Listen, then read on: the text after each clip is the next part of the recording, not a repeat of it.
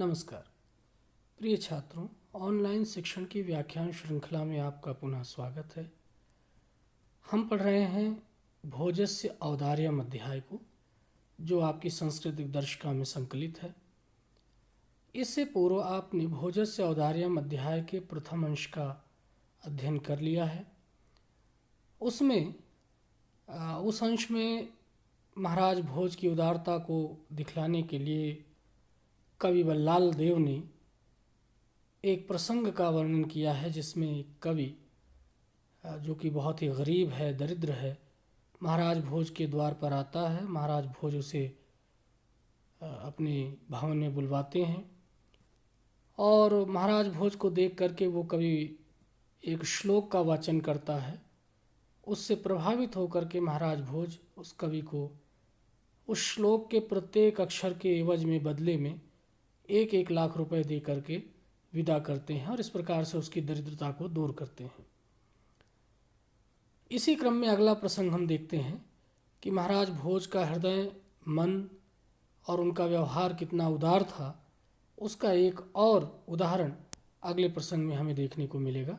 तो आइए सबसे पहले इसका वाचन करते हैं, पाठ करते हैं और उसके बाद फिर इसका अनुवाद करेंगे। अन्यदा श्री भोजः श्री महेश्वरम नंतुम शिवालयम अभ्यागात तदा कोऽपि ब्राह्मणो राजानं शिव सन्निधौ प्राह देव अर्धम दानो वैरिणा गिरिजा अपि अर्धम शिवास्याहृतं देवेत्थं जगति तले पुरहरा भावे समुन्मीलति गंगासागरम अंबरम शशिकला नागाधिपः क्षमातलम सर्वज्ञत्वम अधीशरत्वम अगमत्वाम माम तु भिक्षाटनम। ये अंश है पूरा। तो अब इसको हम देखते हैं। अन्यदा श्री भोजः, अन्यदा श्री भोजः। अन्यदा, अन्य मतलब होता है दूसरा, और यहाँ अन्यदा शब्द जो आया है कि दूसरे अवसर पर या इसके पश्चात या किसी और अवसर पर जो बात हो चुकी उसके पश्चात। श्री भोजः, महाराज भोज, श्री महेश्वरम नंतुम, श्री महेश्वर, महा ईश्वर, आप इसमें संधि करके शब्द बनाते हैं महेश्वर। तो श्री महेश्वर नंतुम, भगवान शिव को नम तुम, नमस्कार करने के लिए शिवालयम, शिवालय, शिव का आलय, भगवान शंकर के मंदिर, अभ्यागात, आ पहुँचे। इसके पश्चात श्री भोज, महाराज भोज, भगवान शंकर को प्रणाम करने के लिए शिवालय पहुँचे, शिव मंदिर पहुँचे।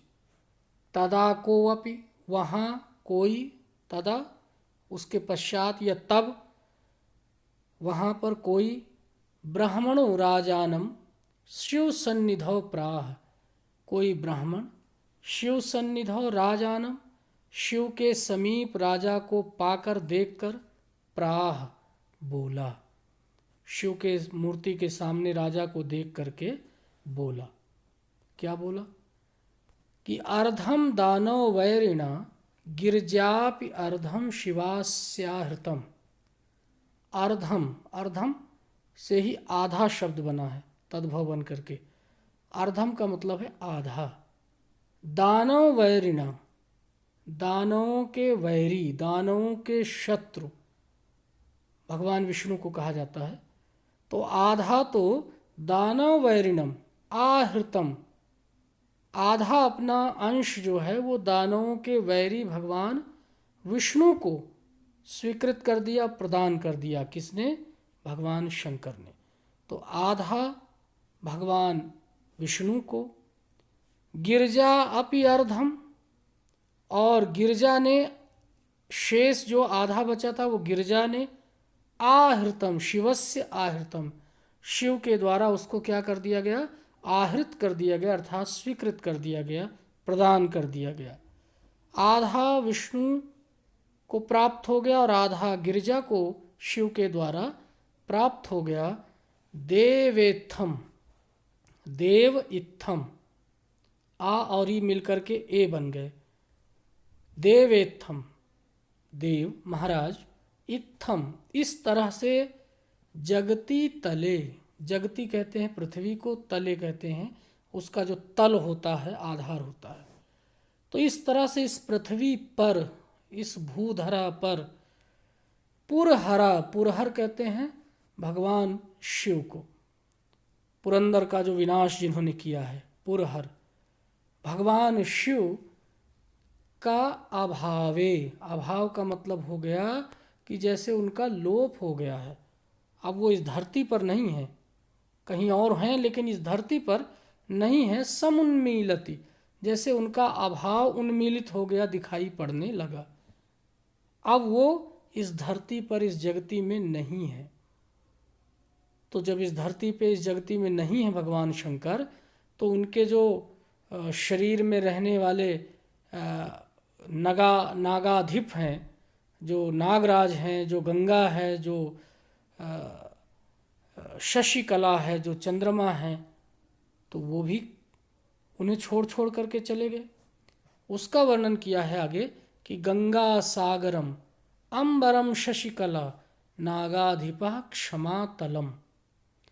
गंगा सागरम, जब भगवान शंकर का अभाव हो गया अर्थात वो लुप्त हो गए, तो गंगा जो थी भगवान शंकर के शीश पर जो विद्यमान थी, वो सागरम, वो सागर में आगमत, जा पहुंची, चली गई।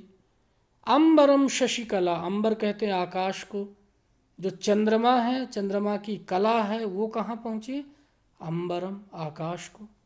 नागाधिपः, नागानाम अहीनाम आधिपः, नागों का जो आधिप है, राजा है। शेषनाग, जो भगवान शिव के गले में विद्यमान रहता था। क्षमा तलम, क्षमा कहते हैं पृथ्वी को, तलम उस भूतल में चला गया, उसके अंदर समा गया। और सर्वज्ञत्वम अधीश्वरत्वम, और जो भगवान शंकर की सर्वज्ञता है, ज्ञान है, और अधीश्वरत्व, जो अधीश्वर स्वामित्व है, जो ऐश्वर्य है, जो ज्ञान और ऐश्वर्य है, त्वम गमम अगमत त्वाम, अगमत त्वाम, वो आपके पास आ गया है महाराज भोज। और माम तू भिक्षाटनम, और माम माने मुझे तो भिक्षाटनम, मुझे तो केवल भीख मांगना प्राप्त हुआ है। तो दोबारा देखते हैं इसे फिर से। अर्धम दानव वैरिणा, आधा तो दानवों के वैरी भगवान विष्णु ने ग्रहण कर लिया। आधा जो शरीर है गिरिजा अपयार्धम, आधा गिरिजा ने ले लिया शिव का। देवेत्थम जगती तलम, हे महाराज इस प्रकार से इस भूतल पर, पृथ्वी पर पुरहरा भावे, आधा आधा जब दोनों ने ले लिया तो अब भगवान शिव का अभाव हो गया। अभाव का मतलब उनका लोप हो गया। समुन्मीलति, दिखाई पड़ने लगा, प्रकट होने लगा। अभाव होने के कारण गंगा सागरम, गंगा सागर में जा पहुंची। अंबरम शशिकला, आकाश में चंद्रमा जा पहुंचा। और नागाधिपः, नागों का राजा शेषनाग, क्षमा तलम, पृथ्वी के अंदर समा गया। सर्वज्ञत्वम अधीश्वरत्वम, और जो भगवान शंकर की सर्वज्ञता थी, उनका जो ऐश्वर्य था, उनका जो ईश्वरत्व था, शक्ति थी, वो अगमत्वाम, वो तुम्हें प्राप्त हो गया महाराज। माम तू भिक्षाटनम, मुझे तो केवल भगवान शिव का क्या प्राप्त हुआ है? भिक्षाटन। वो उनका जो भिक्षाटन वाला रूप था, योगी वाला रूप था, वही मेरे हिस्से आया। तो इस प्रकार से वो ब्राह्मण महाराज भोज के समक्ष भगवान शंकर को और उनको दोनों को आमने सामने देख करके तुलना करते हुए ये दिखलाया, एक तरह से संकेतों से वो ब्राह्मण महाराज भोज की तुलना या शिव की तुलना महाराज भोज से कर रहा है।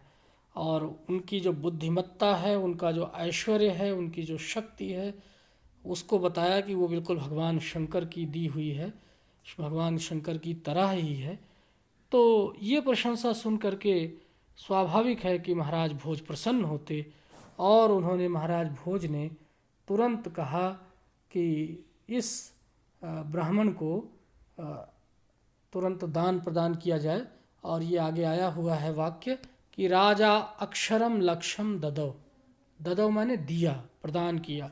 दा धातु का भूत काल का ये रूप है लंग लकार का, कि राजा ने अक्षरम, राजा अक्षरम में संधि है, राजा अक्षरम, अलग अलग शब्द करेंगे तो राजा और अक्षरम बनेगा। तो इस तरह से राजा ने प्रत्येक अक्षर पर लाख लाख रुपया ददौ, दिया। तो ये आप देख सकते हैं कि किस प्रकार से महाराज भोज ने पुनः इस ब्राह्मण को शिव मंदिर में दान प्रदान किया, दान किया उन्हें। और इससे उनकी जो उदारता है, इससे उनकी जो हृदय का बड़प्पन है, वो दिखलाई पड़ता है, जो इस अध्याय का शीर्षक भी रखा गया है, भोजस्य औदार्यम।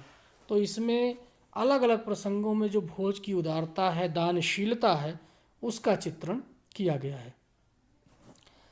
आपकी जानकारी के लिए ये देख सकते हैं ये यहाँ पर कि किस प्रकार से जो संस्कृत का श्लोक है या संस्कृत का वाक्य है, उसको हिंदी की तरह अगर हम क्रम से रखें तो वो कुछ इस प्रकार से बनेगा। ये आप देख सकते हैं कि यहाँ शिवस्य अर्ध दानव वैरिणा, यहाँ से वाक्य शुरू होता है। शिव का जो आधा है वो दानवों के वैरी अर्थात विष्णु के पास चला गया। अर्ध गिरजापे आहृतम, और आधा जो है वो गिरजा को प्राप्त हो गया। तो देव इत्थम जगती तले, महाराज इस प्रकार से इस भूतल पर, संसार में, इस पृथ्वी तल पर पुरहरा अभावे समुन्मीलते, भगवान शंकर का, त्रिपुरारी का अभाव सा दिखाई पड़ने लगा। गंगा सागरम अगमत, इस कारण गंगा सागर जा पहुंची। चंद्रमा अंबरम अगमत, अंबर आकाश, चंद्रमा जो आकाश जा पहुंचा। नागाधिपा क्षमा तलम अगमत, और जो नागराज हैं शेषनाग, वो क्षमा तलम, पृथ्वी तल में समा गए। सर्वज्ञत्वम अधीशरत्वम, सर्वज्ञता और अधीशरत्व, अधीशरत्व कहते हैं जो स्वामित्व है, ऐश्वर्य है। त्वाम अगमत, तुम्हें प्राप्त हो गया है। माम तो भिक्षाटनम, मुझे तो केवल भगवान शिव का जो भिक्षाटन वाला रूप है, भिक्षा मांगने वाला रूप है, योगी वैरागी वाला रूप है, वही प्राप्त हुआ है। तो जैसे आप संस्कृत का जो श्लोक होता है उसमें विभक्तियाँ लगी होती हैं, तो उसके शब्द को कहीं भी रख सकते हैं और उनके साथ विभक्तियाँ जुड़ी होती हैं, तो उसका अर्थ आसानी से किया जा सकता है। लेकिन हिंदी में ऐसा नहीं, हिंदी में विभक्तियाँ या परसर्ग जो है वो अलग होता है। तो इस लिहाज से संस्कृत के श्लोक के शब्दों को अगर हिंदी की तरह अरेंज करें, उसको क्रम से रखें, तो वो कुछ इस प्रकार से होगा जैसा कि मैंने अभी बतलाया है। अगर आप इसको ज्यों कहते हो हिंदी में अनुवाद कर दें, तो इस पूरे श्लोक का हिंदी में अनुवाद बड़ी ही सहजता से, सरलता से हो जाएगा। यहाँ आप नीचे देख सकते हैं इस पुस्तक में व्याख्या लिखा हुआ है, लेकिन ये व्याख्या नहीं, अर्थ ही किया गया है इसमें। देखिए आप, शिवस्य का अर्थ क्या है? हरस्य। अगर संस्कृत में ही हम उसका पर्यायवाची खोजें तो शिवस्य का दूसरा रूप होगा हरस्य। शिवस्य षष्ठी एक वचन का रूप है, शिव का। हरस्य हर का, शिव का।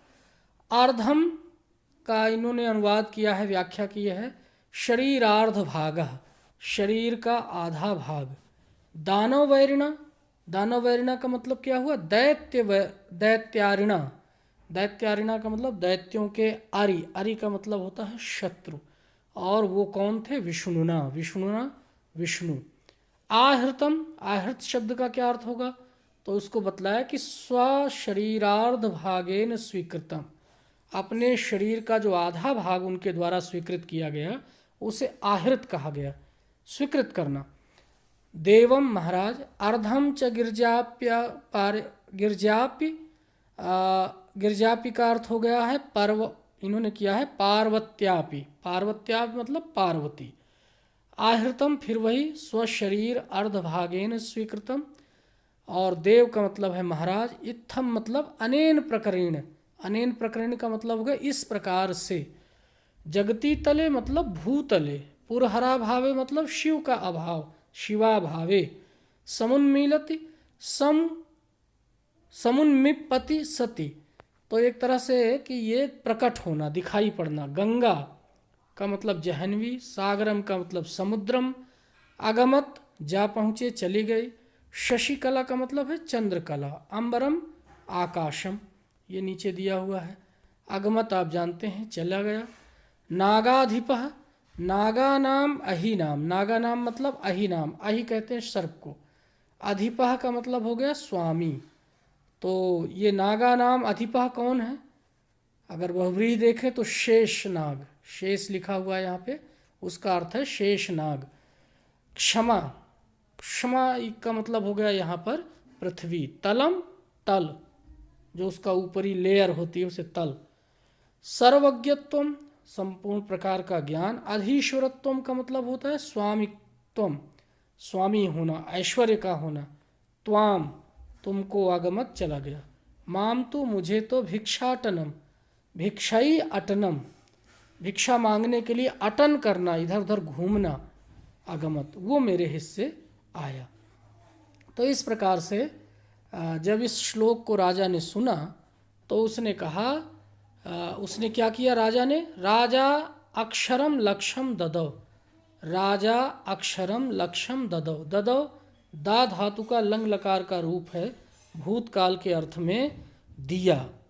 तो राजा ने प्रत्येक अक्षर पर लाख लाख रुपया उस ब्राह्मण को प्रदान किया।